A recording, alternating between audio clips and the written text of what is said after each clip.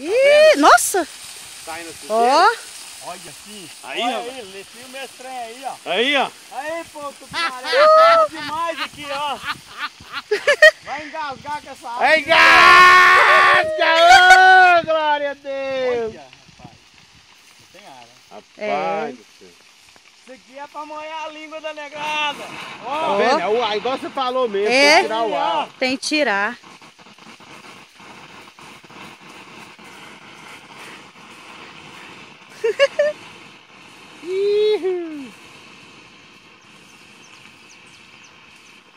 caraca, tá saindo, você tá mergulhando. Era. Aí, ó.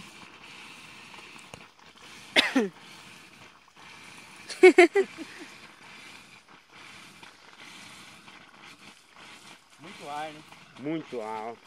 Atrapalha até a água vir. Não, a distância de lá aqui é muito. Aí, agora Aí, começou. agora foi ó, bom. Zerou. Aí sim, ó. Vamos aqui ainda sai água. Sai ainda, ó. Tá indo. É. Menino, o cara vai ter pressão aqui pra subir nos Vai, 10 metros. ué. Aqui sobe mais de 10 metros. Sobe, É, porque a caixa lá, ué. Aqui sobe no nível da altura da caixa lá. sobe.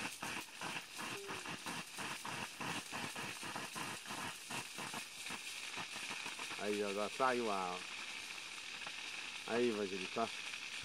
Olha o empurrado dessa água, como é que tá? Quem é que drible água pra pagar aí, pra ela pagar? Tem alguém? Quem não pagou, paga, né, Evangelista? É. Quem não pagou, paga. É, A quem, água tá aí, quem não água. pagou vai ter que pagar, porque senão não vai ter água na casa deles. Mas tem ar, hein? Tem área, mano. Tem ar mesmo, igual você falou. Essa turbina de ar é muitos mil litros de ar. É. Dá pra encher o pneu demais.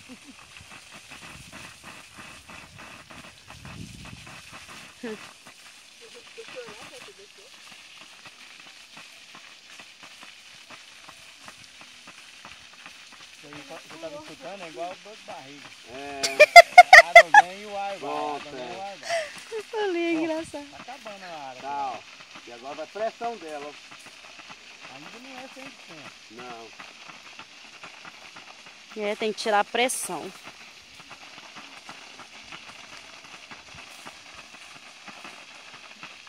Tira com a mão.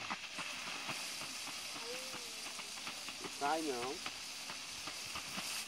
Fala jato. Fecha ele. Rapaz, ó. Agora vem a pressão.